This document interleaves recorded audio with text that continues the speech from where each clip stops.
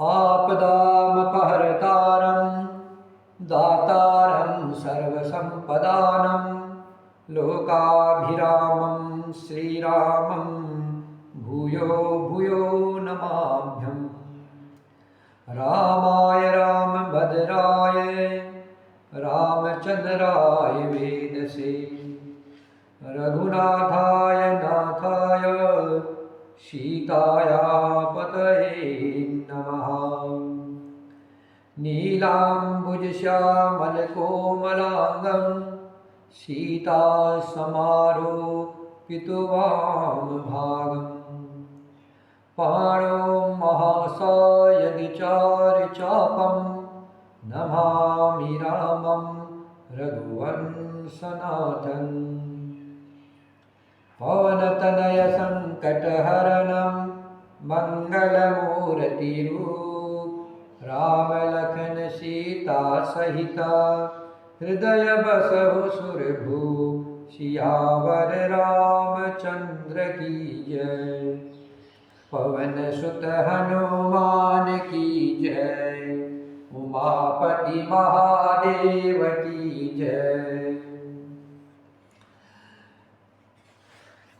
सुंदर पर्वत पर काकभूषणी जी बसते हैं। उनका नाश कल्प के अंत में भी नहीं होता है। माया रचित अनेकों गुण दोष मोह काम आदि अविवेक जो सारे जगत में छा रहे हैं उस पर्वत के पास भी कभी नहीं भटकते।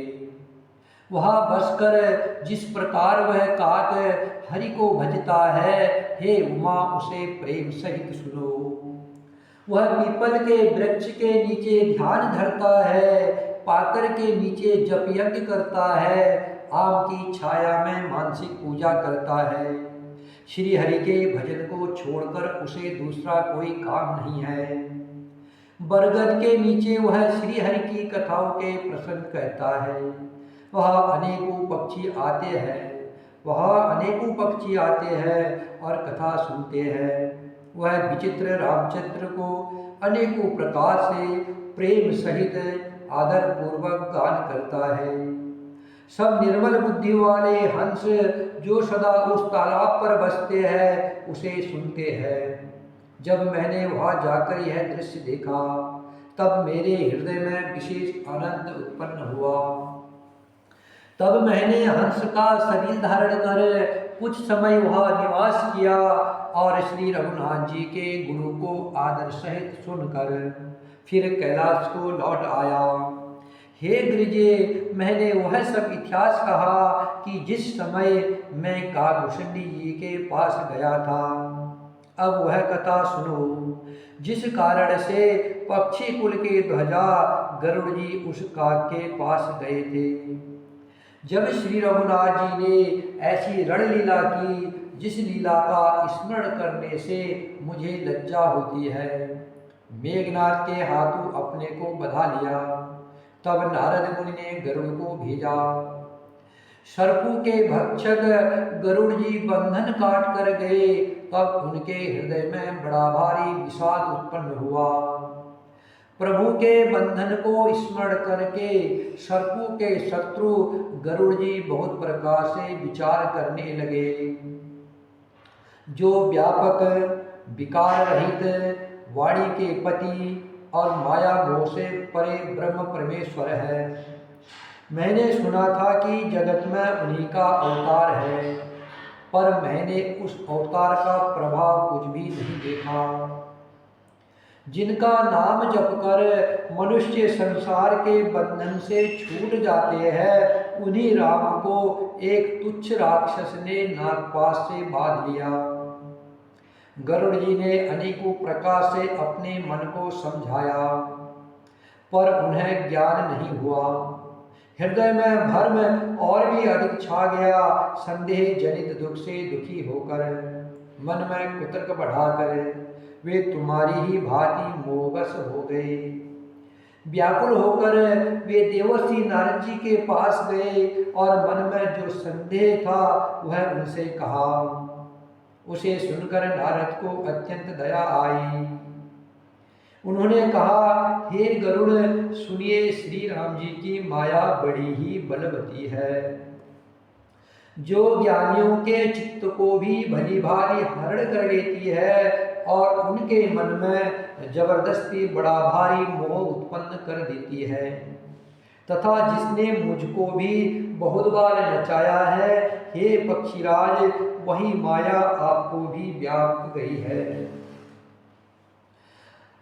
हे गरुड़, आपके हृदय में बड़ा भारी मोह उत्पन्न हो गया है, यह मेरे समझाने से तुरंत नहीं मिटेगा। अतः हे पक्षीराज, आप ब्रह्मा जी के पास जाइए और वह जिस काम के लिए आदेश मिले वही कीजिएगा। ऐसा कहकर परम सुजान देवर्षि नारद जी श्री राम जी का गुणगान करते हुए और बारंबार श्री हरि की माया का वर्णन करते हुए चले। श्री राम जय राम, जय जय राम, श्री राम जय राम, जय जय राम, श्री राम जय राम, जय जय राम, श्री राम जय राम, जय जय राम। तब पक्षीराज गरुड़ जी ब्रह्मा जी के पास गए और अपना संदेश उन्हें कहा। तब अपना संदेश ब्रह्मा जी को कह सुनाया। उसे सुनकर के ब्रह्मा जी ने श्री राम जी को सिर नवाया और उनके प्रताप को समझकर उनके अत्यंत प्रेम छा गया। ब्रह्मा जी मन में विचार करने लगे कि कवि, कोविद और ज्ञानी सभी माया के वश है। भगवान की माया का प्रभाव असीम है, जिसने मुझ तक को अनेकों बार नचाया है। यह सारा चराचर जगत तो मेरा रचा हुआ है। जब मैं ही मायावश नाचने लगता हूँ, तब पक्षीराज गरुड़ को मोह होना कोई आश्चर्य की बात नहीं है। तदंतर ब्रह्मा जी सुंदर वाणी बोले। श्री राम जी की महिमा को महादेव जी जानते हैं। हे गरुड़, तुम शंकर जी के पास जाओ, हे तात, और कहीं किसी से न पूछना, तुम्हारे संदेह का नाश वही होगा। ब्रह्मा जी का वचन सुनते ही गरुड़ चल दिए। तब बड़ी आतुरता से पक्षीराज गरुड़ मेरे पास आए। हे उमा, उस समय मैं कुबेर के घर जा रहा था और तुम कैलाश पर थी। गरुड़ ने आदर पूर्वक मेरे चरणों में सिर नवाया और फिर मुझको अपना संदेह सुनाया। हे भवानी, उनकी विनती और कोमल वाणी सुनकर मैंने प्रेम सहित उनसे कहा, हे गरुड़, तुम मुझे रास्ते में मिले हो, राह चलते मैं तुम्हें किस प्रकार समझाऊं। सब संदेहों का तो तभी नाश हो जब दीर्घ काल तक सत्संग किया जाए और वह सत्संग में सुंदर हरि कथा सुनी जाए, जिसे मुनियों ने अनेकों प्रकार से गाया है और जिसके आदि में, मध्य में और अंत में भगवान श्री राम जी ही प्रतिपाद प्रभु है। जय मो आदि मध्य अवसाना, प्रभु प्रतिपाद राम भगवाना। सुनिए तहा हरि कथा सुहाई, नाना भांति मुनहि जो काई। जय मो आदि मध्य अवसाना, प्रभु प्रतिपाद राम भगवाना।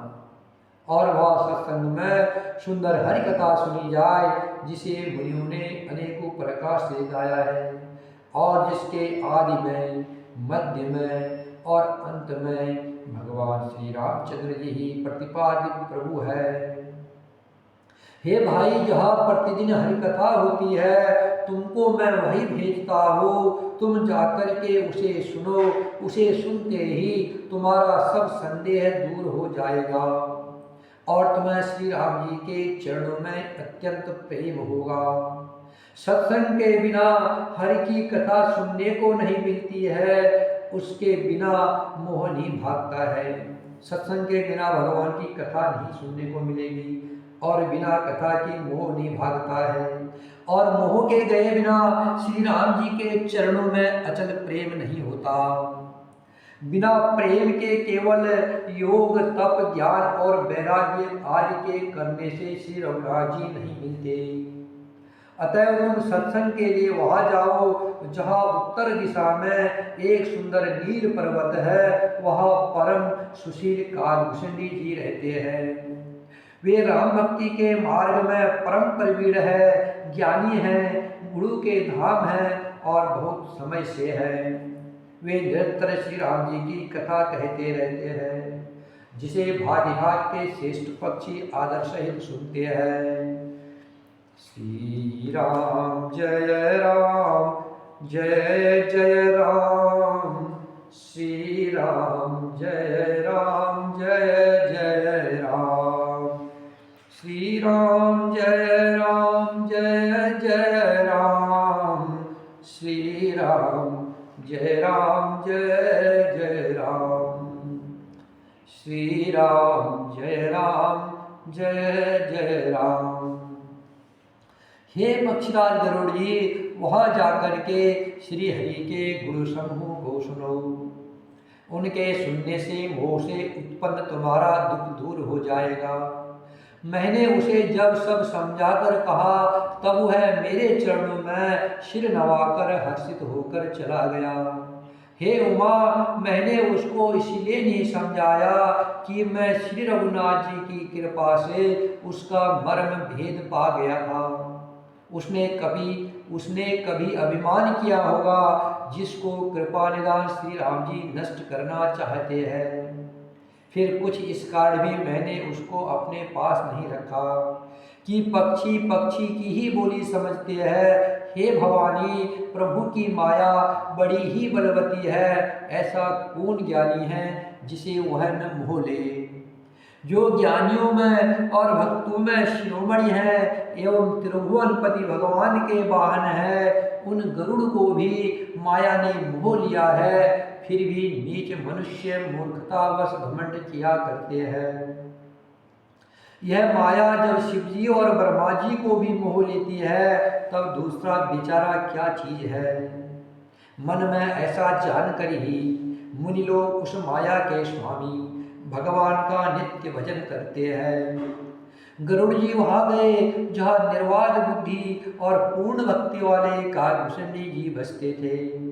उस पर्वत को देखकर उनका मन प्रसन्न हो गया और उसके दर्शन से ही सब माया मोह तथा सोच जाता रहा। तालाब में स्नान और जलपान करके वे प्रसन्न चित्त से वट वृक्ष के नीचे गए।